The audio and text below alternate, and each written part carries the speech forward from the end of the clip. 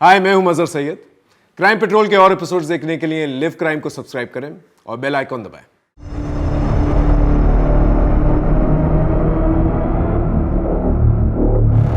महाराज जी, माता हसमुखी ने आपको अपने आश्रम मिलने के लिए बुलाया है। वो चाहती है कि आप उनके भजन गाएं। पागल हो गया क्या तू? मैं क्यों जाऊं उसके पास? उसे कहो अगर मुझसे गवाना है तो वो आए यहाँ मेरे पास। महाराज जी, छोटा मुंह बड़ी बात, लेकिन उनकी लाखों श्रद्धालु है। पता नहीं वो यहाँ आएंगी या नहीं। अरे मेरे श्रद्धालु कितने हैं जानता है ना तू? करोड़ों में है। उसे आना है तो आए, नहीं तो जाए किसी भी आलतू फालतू भजन गाय के पास।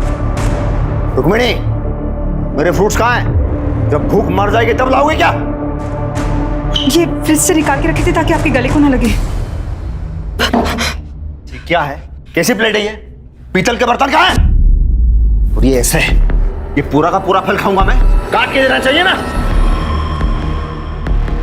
महाराज जी लाइए, मैं इन्हें काट के पीतल के बर्तन में लेके आता हूँ।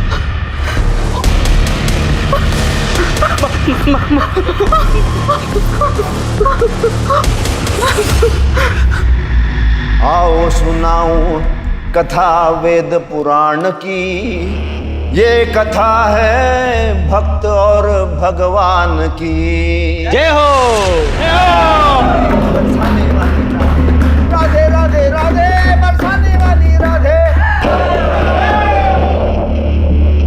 महाराज जी, आज तो कमाल हो गया। गाने की फीस तो 50,000 मिली ही, साथ में लोगों ने आपको 50,000 के नोटों की मालाएं भी पहना दी। ऊपर से जो नोट उड़ाए गए वो तो गिनना अभी बाकी है। विनोद, मेरे गले में माँ सरस्वती का वास है, लेकिन ये मेरी फैमिली है जो मुझे नीचा करती।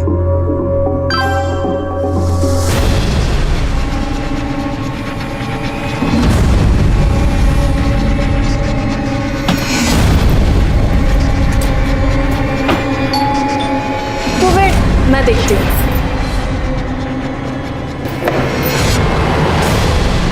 पापा, मैं श्रेया से प्यार करता हूँ। चुप!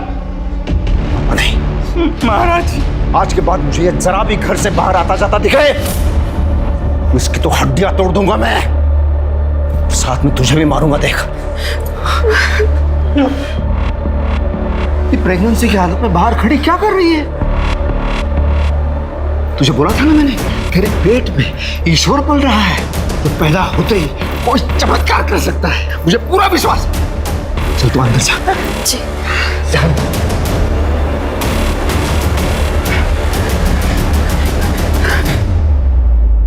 केशव महाराज एक प्रचलित भजन गायक थे। लोग उनकी गायकी से इतने प्रभावित थे कि समय के साथ साथ उन्हें भगवान स्वरूप समझने लगे। लेकिन भगवान के गीत गाते गाते उनका अहंकार हुंकार भरने लगा और वो अपने आप को समझने लगे आज का भगवान।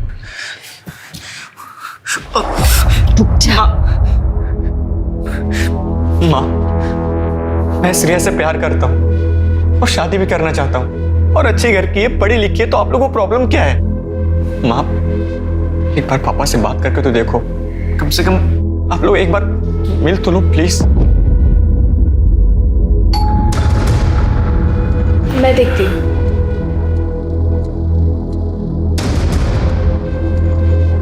एक मिनट, तू क्यों आ गई दरवाजा खोलने के लिए? मैंने तुम्हें बताया था ना, जब तक ये पैदा नहीं हो जाता इसे दुनिया की नजरों से बचा के रखना है। चल अंदर।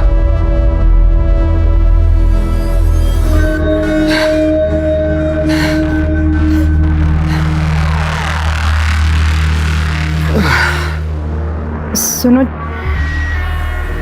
एक बार आदित्य के दोस्त से मिल तो लो ना, वो दिखने में भी अच्छे और अच्छे परिवार से भी है।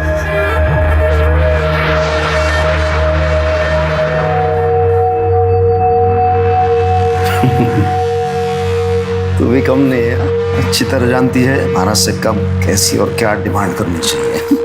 कल बुलाओ लड़की को।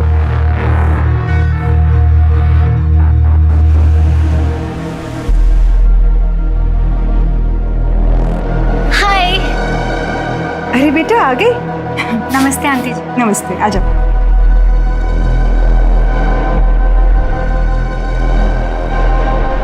महाराज जी, Shreya. What rubbish! You call him Maharaj ji. Aditya, ये दुनिया के लिए महाराज जी है, तुम्हारे लिए तुम्हारे पापा है वो। देखो देखो, ये संस्कार है, तुम नहीं समझ पाओगे। बैठो। अच्छा, मैंने सुना तुम्हारी उम्र 25 साल की है। तुम्हें पता है ना, आदित्य 20 साल का है। लड़की का 5 साल बड़ा होना, इसका मतलब क्या है? उसके उंगलियों के इशारों पर नाचना। हाँ, अगर लड़की की उम्र 5 साल छोटी हो तो शादी कराई जा सकती है। अंकल जी प्लीज बुरा मत मानना, पर आपकी बातों से पता है मुझे क्या लगता है कि आप औरतों की बिल्कुल रिस्पेक्ट नहीं करते हो। जब जब मैं बोलता हूँ ना तो सब सुनते हैं। आपको पता है क्या, आप ना फादर से ज्यादा डिक्टेटर लगते हो मुझे। और अब पता नहीं कौन सी एज की बातें कर रहे हो, मुझे कुछ समझ नहीं आ रहा। और रही बात आदित्य की, वो एक एडल्ट है। आदित्य, इन्हें कुछ बोलो। व्हाट? रियली आदित्य, तुम अपने पापा से डरते हो? लुक आदित्य, मैं एक लिबरल फैमिली से बिलोंग करती हूँ। I can't tolerate this nonsense, okay? हटो।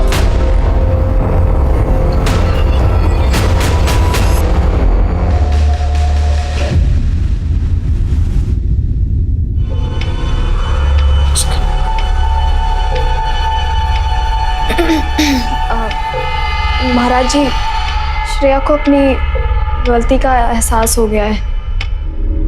वो आपसे माफी मांगना चाहती है।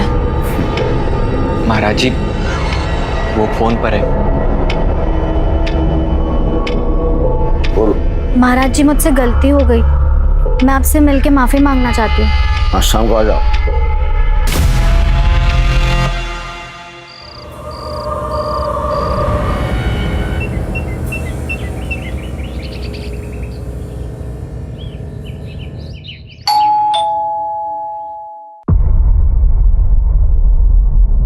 मैडम, आराध्या दीदी।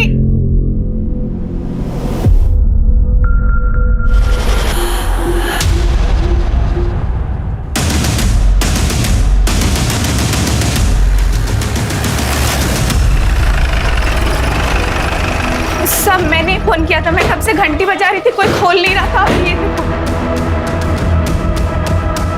मिश्रा, दरवाजा खोलो अंदर से। सर।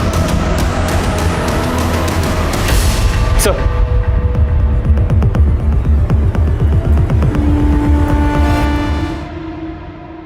सर, ये तो भजन सम्राट केशव महाराज है। जानता हूं।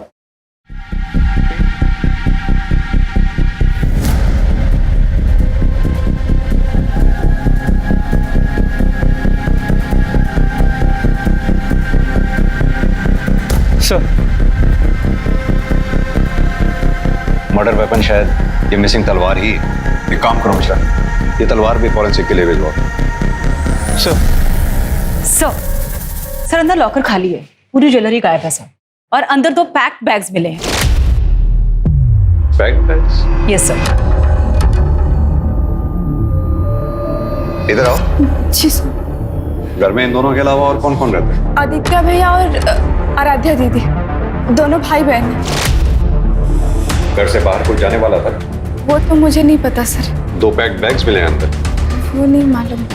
तुम यहाँ रोज काम पे आती हो? जी साहब, सुबह शाम। पिछले 2-3 दिनों में तुमने ऐसा कुछ नोटिस किया कि घर में कोई तनाव भरा माहौल हो या आपस में कोई कहा सुनी हुई हो? नहीं साहब, महाराज जी के सामने कोई कुछ नहीं बोलता। सर, यहाँ आइए।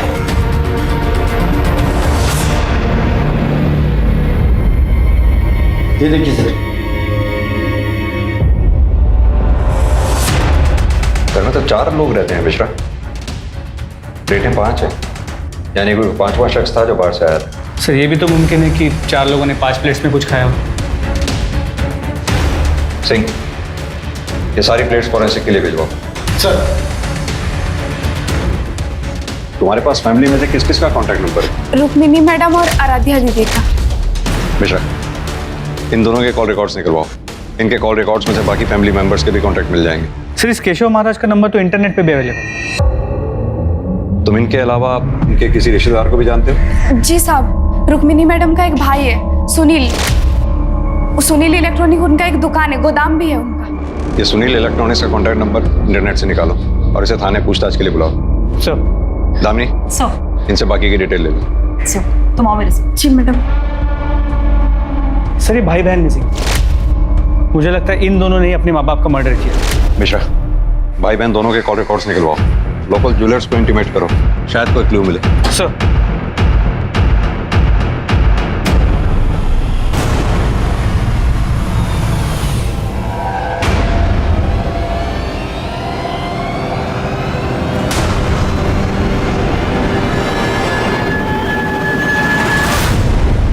सर केशव महाराज और उसके फैमिली मेंबर्स के फोन नंबर्स मिल गए, लेकिन फिलहाल चारों नंबर्स बंद है। उन्हें सर्विलांस पे डालो। सर केशव महाराज के घर से जांच पड़ताल के लिए बहुत सारे डॉक्यूमेंट्स कलेक्ट किए हैं, उसमें ही नोटरी के पेपर्स मिले।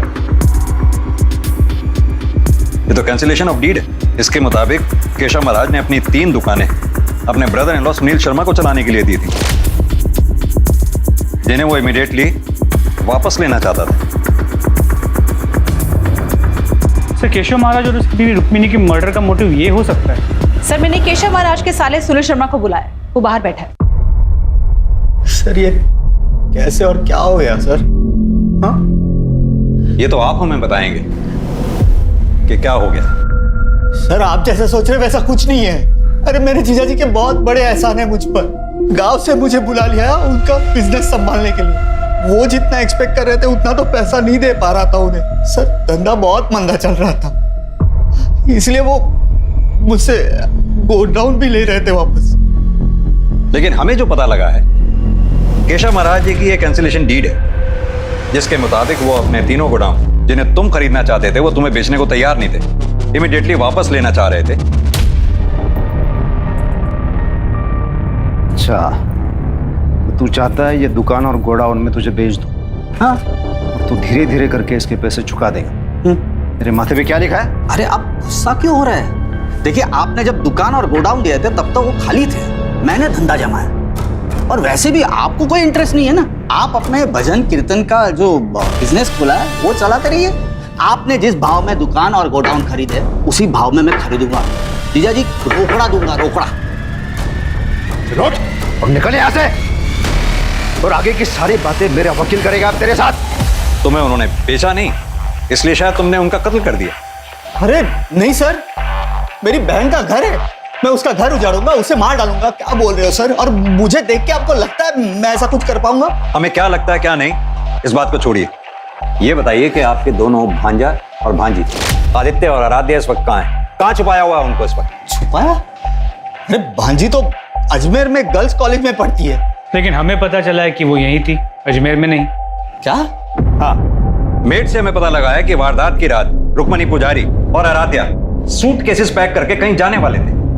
कहाँ जाने वाले थे? सर जाने वाले थे? सर मुझे जितना पता है भांजी अजमेर में कॉलेज में पढ़ती है, और दीदी ने कभी बताया नहीं वो कहाँ जाने वाली थी।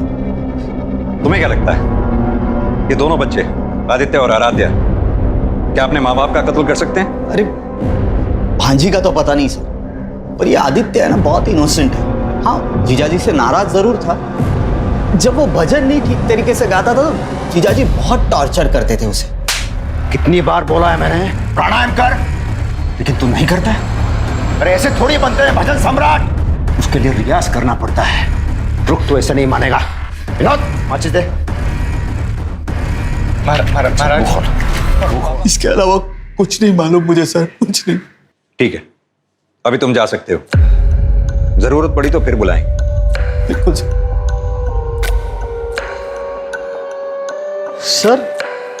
मेरे जीजाजी की गाड़ी मिली आपको, घर पे नहीं है। क्या तुम्हारे जीजाजी की गाड़ी भी थी? हाँ सर। मिश्रा, इनसे गाड़ी की डिटेल्स लो और आसपास के police station, patrolling team, police नाका जितने भी हैं सबको अलर्ट कर दो। गाड़ी किसी भी सूरत में शहर से बाहर नहीं निकलनी चाहिए। सर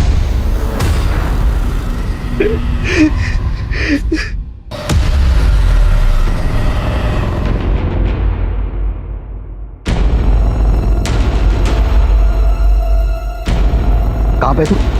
हाँ, मिल मुझे। मैंने कहा ना मिल मुझे, दिल्ली के बाहर निकलना है मुझे, जल्दी मिल। यानी कि दोनों की हत्या का समय सुबह 3 से 5 बजे के बीच में ही है, और हत्या किसी धारदार हथियार से हुई होना। वो ये हथियार वही तलवार है जो केशव महाराज के घर से दीवार पे से गायब। सर इस रिपोर्ट में एक सरप्राइजिंग बात यह है कि केशव महाराज के खून में काफी ज्यादा मात्रा में शराब पाई गई है।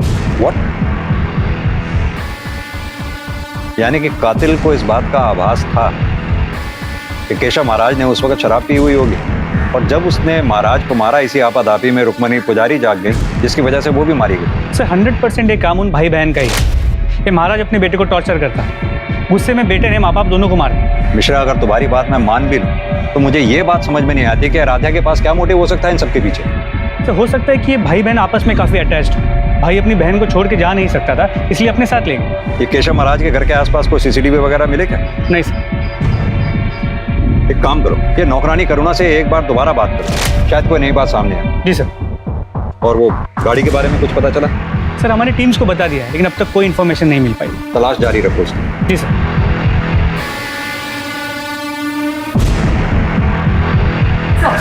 सर ये केशव महाराज, रुक्मिणी, अदिति और आराध्या पुजारी की कॉल रिकॉर्ड्स और फोन रिकॉर्ड्स।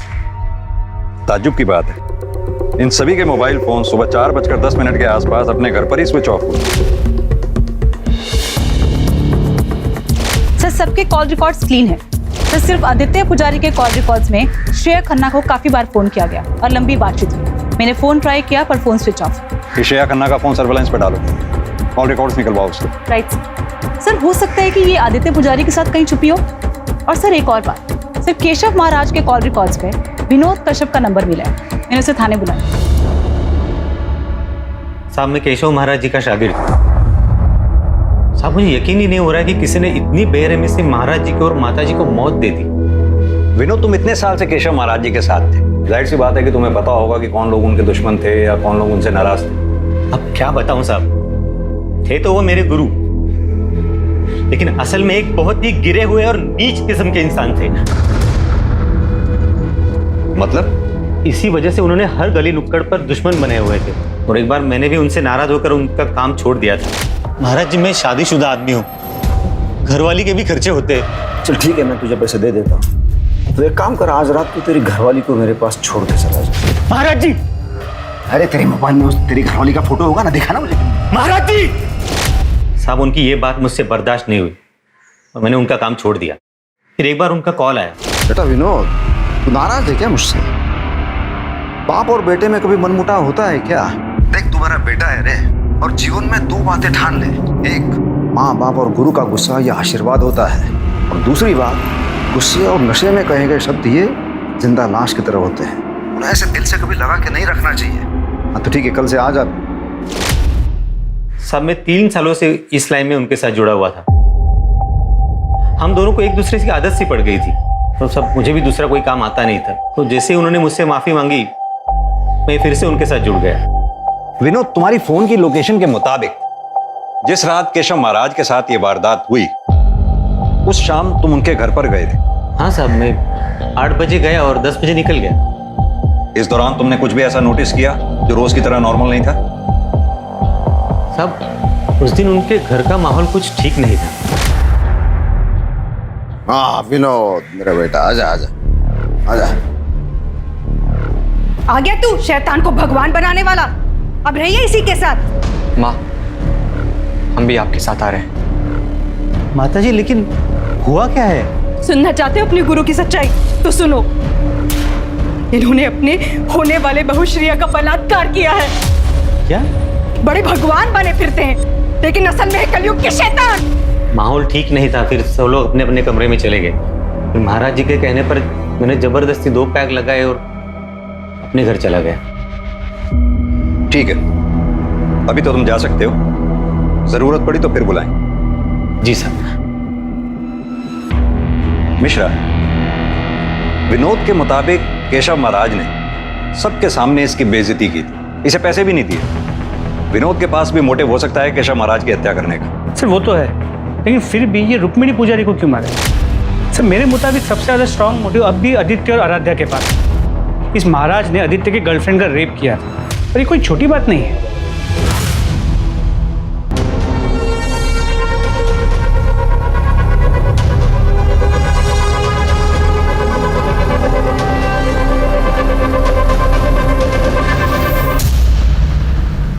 मैडम, श्रेया का फोन ऑन होगा। उसका फोन अभी गुरुग्राम से दिल्ली ट्रैवल कर रहा है। ठीक है।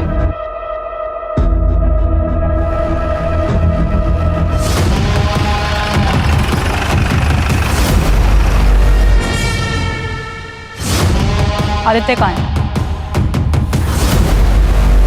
तुम पुलिस के पास भी तो आ सकती थी, इस तरह से छुपने की क्या जरूरत थी? सर मुझे किसी पे विश्वास नहीं था। जब केशव महाराज जैसा आदमी ऐसा कर सकता है, कुछ भी हो सकता है सर। महाराज जी मुझसे गलती हो गई, मैं आपसे मिलके माफी मांगना चाहती हूँ। आज शाम को आ जाओ।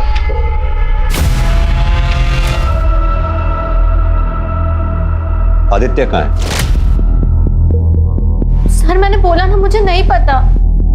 रेप के बाद मैंने उसे कांटेक्ट नहीं किया और उसी समय मैंने उसका कांटेक्ट भी फोन से डिलीट कर दिया। सर मैंने अपना फोन स्विच ऑफ कर दिया था, मुझे कुछ नहीं पता उसके बारे में।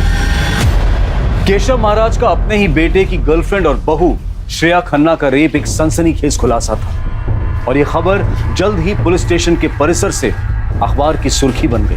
केशव महाराज, जिसे लोग ईश्वर का सेवक समझकर पूछते थे, अब उसकी छवि पर एक प्रश्न चिन्ह लग चुका था।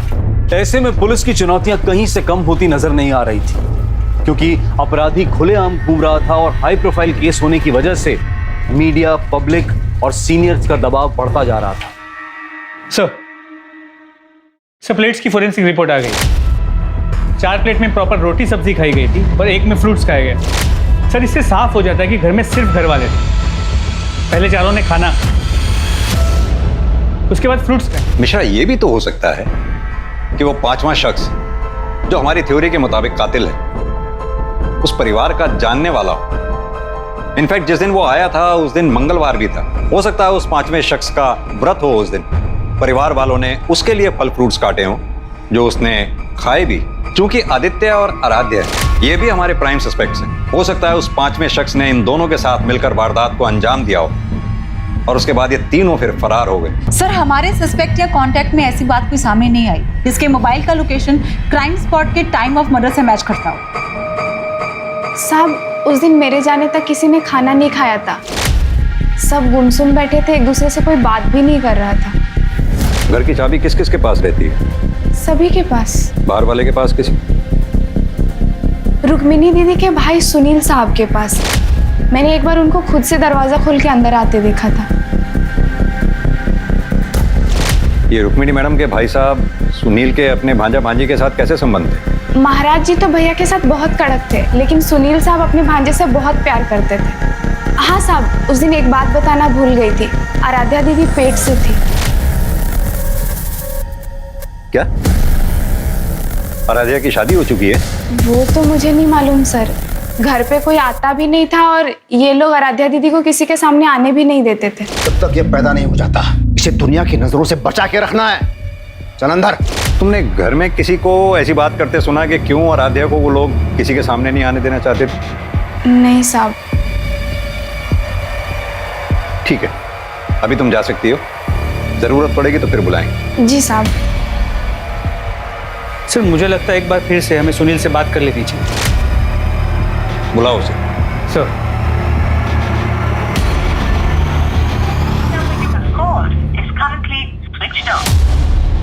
सर उसका फोन स्विच ऑफ आ रहा है। उसकी दुकान और गोडाउन दोनों जगह चेक करो। सर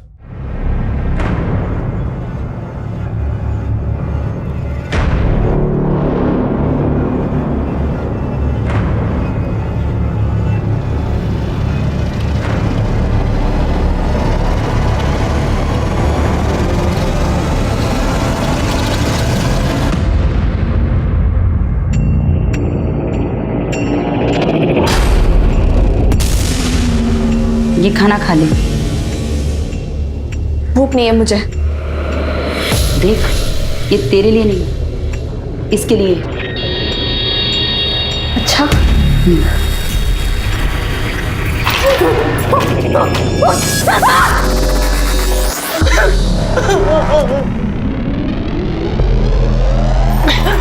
अरे यार।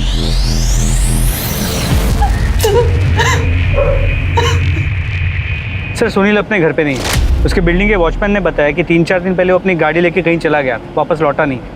सर मैं उसके गोडाउन जा रहा हूँ चेक करने के लिए।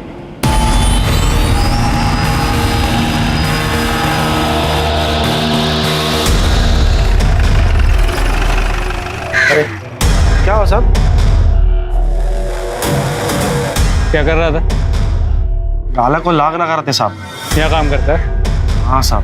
नाम क्या है? अजिंक्य। मालिक का है? मालूम नहीं साहब। पक्का? चल देखो याद दिलाते हैं। मेरे को नहीं मालूम कुछ। ये याद दिलाने वाला धंधा है। इसके पढ़ते ही अच्छे अच्छों की याददाश्त ठीक हो जाती है। अब सीधी तरह से ये बता कि जब सुनील गाड़ी में भागा तो क्या उसके साथ आदित्य था? नहीं साहब, वो अकेले थे। अकेले थे? तो फिर वो भागा क्यों? मिश्रा, जरा याद दिलाओ उसे। एक बात याद आई। वो बोल रहे थे कि केशव महाराज को मारने की सुपारी के बारे में कुछ बात कर रहे थे। मुझे इतना ही मालूम है सर, मुझे बाकी कुछ नहीं मालूम सर। अजिंक्य की बातों से लगता है कि ये पूरा कांड मामा और भांजे ने मिलकर किया है और आराध्या भी उनके साथ। सर कहीं ऐसा तो नहीं कि इस मर्डर का कनेक्शन आराध्या के प्रेगनेंसी के साथ हो? मैंने आस पड़ोस में बातचीत की है सर, किसी को आराध्या के बारे में नहीं मालूम कि वो उसी घर में रहती थी, ना ही उसकी शादी और ना ही उसकी प्रेगनेंसी के बारे में। ये आराध्या, आदित्य और सुनील, इन तीनों को ढूंढने की मुहिम तेज करो। सुनील का फोन सर्विलांस पे डालो, उसकी बैंक स्टेटमेंट निकालो, पता करो क्या कोई मोटी ट्रांजैक्शन किसी सुपारी किलर के साथ हुई है क्या। Right sir.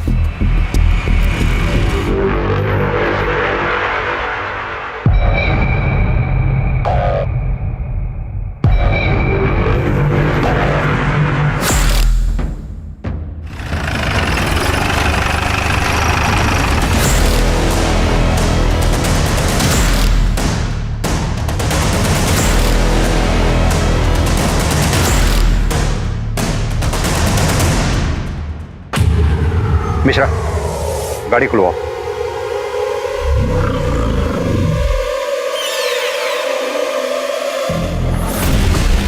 सर जिसे हम कल्प्रिट समझ रहे थे वो तो विक्टिम निकला। मिश्रा, गाड़ी के अंदर भी अच्छी तरह से चेक करो। जी सर।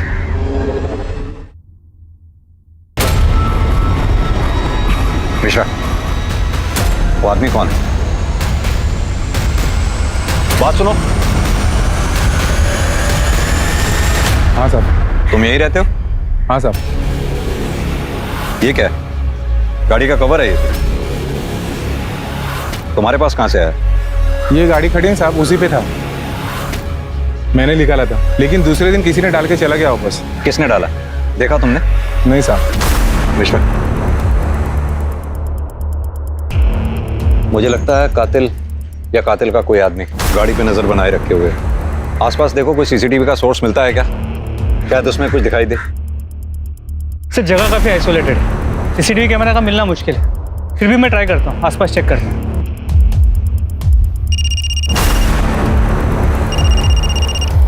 हाँ दामिनी। सर सुनील का पता चल गया, वो कहीं सोनीपत पे छिपा बैठा था। उसने अजिंक्य यादव को कॉल करने के लिए फोन किया, तो टीम ने उसका लोकेशन ट्रेस कर लिया सर।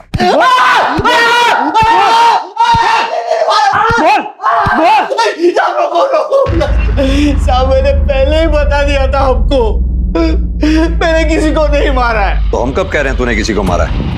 हम भी तो यही कह रहे हैं कि तूने अपने जीजा को सुपारी देकर मरवाया। अरे क्या कह रहे हो साहब, किसी को नहीं मरवाया मैंने। किसने बताया आपको? तेरे ही आदमी ने, अजिंक्य ने। अरे वो उसके सामने में नशे की हालत में कुछ पक गया होगा, वही आके आपको बता दिया। तो फिर भागा क्यों था? और क्या करता साहब, आपने फाइल दिखाई, उसमें डेट था, कैंसलेशन का, तो आपका शक तो कुछ जाने वाला था ना। झूठ बोलता है तू। दरअसल बात यह है कि तू अपने जीजा से नाराज था, क्योंकि वो अपनी दुकान और गोदाम तुझे बेचना ही नहीं चाहते थे। इसीलिए तूने उन्हें मारने की सुपारी दी, मरवा दिया उन्हें। ये बता के आराध्या कहाँ है? कहाँ छुपा रखा है उसे? और उसकी प्रेगनेंसी का चक्कर क्या है? बोल। आराध्या प्रेग्नेंट? माँ के सब कहता हूँ, मैंने किसी को नहीं मरवाया। मिश्रा, इसकी तब तक तोड़ाई करो जब तक ये सच ना बोले। सर आदित्य पुजारी की पोस्टमार्टम रिपोर्ट के मुताबिक उसकी मौत उसी दिन सुबह 3 और 5 के बीच हुई थी। यानी कि ठीक उसी समय तब केशव महाराज और रुक्मिणी पुजारी का कत्ल हुआ। और उस मर्डर वेपन की फॉरेंसिक रिपोर्ट का क्या हुआ? सर आ गई, ये रही। मर्डर वेपन पे केशव महाराज, आदित्य और रुक्मिणी पुजारी, इन तीनों के ब्लड स्टेन्स मिले, लेकिन फिंगरप्रिंट किसी का भी नहीं। Right sir. दवाइयाँ नहीं खानी मुझे। तुम्हें खानी पड़ेगी। नहीं खानी मुझे दवाई। ये तुम्हारे लिए नहीं है, बच्चे के लिए है। नहीं खानी मुझे दवाई। खानी पड़ेगी तुम्हें। नहीं खाना मुझे। बच्चा बच्चा बच्चा बच्चा।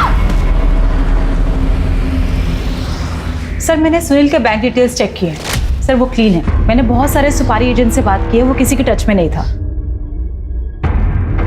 गाड़ी हमें जहाँ खड़ी मिली थी वहाँ के सीसीटीवी सोर्स का क्या हुआ? सर वहाँ तो कोई सीसीटीवी कैमरा नहीं मिला, लेकिन उस लोकेशन से करीब 900 मीटर दूर एक सीसीटीवी कैमरा है। तो प्रॉब्लम क्या है? सर एक्चुअली वो एक घर में लगा हुआ है और घर का मालिक शिरडी गया है, 2 दिन बाद आएगा। जैसे ही आ जाए पता करो। मुजरिम अपनी जुर्म की हुई जगह पे बार बार विजिट करता है, ये जानने के लिए कि कहीं उसके जुर्म के बारे में किसी को कुछ पता तो नहीं चला। नेक्स्ट टाइम वो जब भी स्पॉट पे आएगा कैमरा में कैद हो जाएगा, फिर उसके मोबाइल की डिटेल से सब क्लियर हो जाएगा। सर मुझे आराध्या पर पूरा शक लगता है। सर कहीं उसकी मिस्टीरियस प्रेगनेंसी बाकी लोगों की मौत का कारण तो नहीं बनी? मुझे लगता है हमें इस केस को रिविजिट करना चाहिए। मिश्रा, इस केस में हमारे प्राइम सस्पेक्ट कौन कौन से हैं? सर महाराज का चेला विनोद, उसका साला सुनील जो फिलहाल लॉकअप में है, सुनील के यहाँ पे जो काम करता है अजिंक्य, आदित्य की गर्लफ्रेंड श्रेया, महाराज की बेटी आराध्या। इन सब के कॉल रिकॉर्ड्स और लोकेशन डिटेल्स सब चेक करवाओ। इनके कॉन्टैक्ट लिस्ट में जितने भी लोग हैं सबको क्रॉस वेरीफाई करो। जितने सस्पेक्ट जेल से बाहर आए हैं सब पे नजर रखो। सर पुलिस सभी संदिग्धों पर कड़ी नजर रख रही थी, लेकिन ना तो कोई ऐसी गलती कर रहा था जिससे पुलिस का शक गहराता और ना ही कोई नया क्लू या सबूत सामने आ रहा था, सिवाय उस सीसीटीवी कैमरा के जो केशव महाराज की बरामद हुई गाड़ी।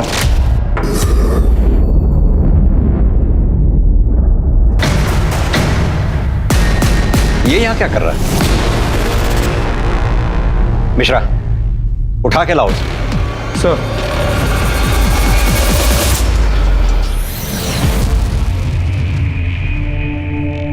आराध्या, मुझे ये सब करके कितना बुरा लगा मुझे ही पता है। अब जो हुआ सो हुआ। एक नई शुरुआत करो, अपना नहीं, कम से कम बच्चे का तो सोचो।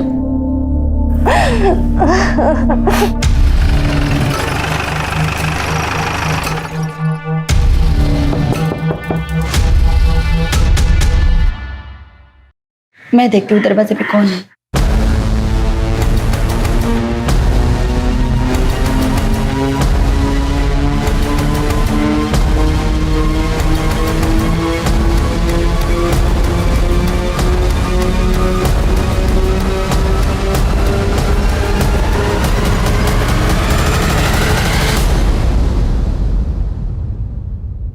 मैंने अपने बाप केशव महाराज को मारा है।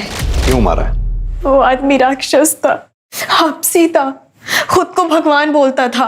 अपनी हवस की आग में उसने अपनी बेटी का रेप कर दिया। उस रेप के कारण मैं प्रेग्नेंट हो गई। फिर उसके बाद मैंने और मेरी माँ ने बच्चा गिराने की बात की। अरे तुम दोनों पागल हो गई हो क्या? किसी ने भी अगर ये बच्चा गिराने की कोशिश की ना तो मैं उसे जान से मार दूंगा। अरे जब आराध्या और आदित्य पैदा हो गए थे तो मैं क्या था? मामूली आदमी, कुछ नहीं था मैं। लेकिन आज आराध्या के पेट में मेरा केशव महाराज का दिव्य अंश पल रहा है। सिंह, मेरा वो तलवार लेके आओ। तब तक तुम ये ग्लव्स पहनो। केशव महाराज ने तुम्हारा रेप किया, सच है। केशव महाराज की वजह से तुम प्रेग्नेंट हुई, ये भी सच है। तुमने अपने माँ बाप को मारा, ये सच नहीं है। क्योंकि ये तलवार जो मर्डर वेपन है उस पर तुम्हारे फिंगरप्रिंट्स हैं ही नहीं, उस पर विनोद के फिंगरप्रिंट्स हैं। हाँ तो विनोद, अब तुम बताओ। वैसे भी हमारे पास तुम्हारे खिलाफ बहुत सारे सबूत हैं, जैसे कि तुम केशव महाराज की गाड़ी के पास रोज चक्कर लगाते थे। उनके घर से चुराए हुए पैसे तुमने अपने बैंक में मसलन कैश में जमा कराए थे। अब तुम बताओगे कि या आगे की कहानी भी मैं ही बताऊं?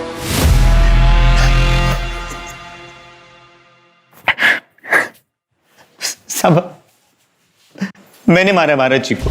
फिर मैं महाराज जी के घर गया और आराध्या को लेकर अपने घर चला गया। तुमने पहले अपने बयान में बताया था कि महाराज ने तुम्हें पहले भी बेइज्जत किया था, लेकिन केशव महाराज को मारने का ख्याल तुम्हारे मन में अब क्यों आया? उस दिन जब मैं महाराज जी के घर गया तब मुझे पता चला कि महाराज ने श्रेया का रेप किया है, और उसी सुबह मेरे बीवी ने मुझे बताया था कि महाराज जी ने उसका भी रेप किया है, जिसकी वजह से वो प्रेग्नेंट थी। जब महाराज ने विनोद को पैसे नहीं दिए तब मैं विनोद को बिना बताए महाराज से पैसे मांगने चली गई।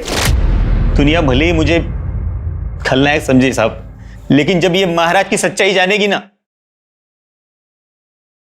तब मुझे ही सच्चा नायक समझेगी। नायक वही होता है जो कानून के दायरे में रहकर लड़कर और लड़ाई जीतता है, लड़ाई लड़ता है। तुम्हारी इसी नादानी की वजह से तुमने 2 परिवारों की जिंदगियां बर्बाद कर दी, एक केशव महाराज के परिवार की जिंदगी और एक अपने परिवार की। अब भुगतो जिंदगी भर। अगर केशव महाराज के खिलाफ विनोद या उसकी पत्नी शिप्रा या उसकी बेटी आराध्या ने कंप्लेंट लिखवाई होती तो केशव महाराज पर कार्रवाई होती, उसे सजा होती और विनोद को बदले की भावना में उसका मर्डर भी नहीं करना पड़ता। केशव महाराज के दुष्कर्म उसके आसपास मौजूद हर इंसान के लिए सबसे बड़ी दस्तक थे, लेकिन या तो उससे डरकर या फिर समाज के डर से सबने उस पर पर्दा डाल दिया। जुर्म के खिलाफ सतर्क रहना, चुप रहने की बजाय कानून के दायरे में रहते हुए जुर्म के खिलाफ एक्शन लेना समझदारी भी है और समझदार नागरिक का कर्तव्य भी। अब मैं अनूप सोनी आपसे विदा लेता हूं, फिर मुलाकात होगी क्राइम पेट्रोल सतर्क में एक और नए केस के साथ। तब तक अपना और अपने परिवार का ख्याल रखें, सतर्क रहें, सुरक्षित रहें और देखते रहें क्राइम पेट्रोल सतर्क। जय Hind. For more updates, subscribe to our channel, click the show links and enjoy watching the videos.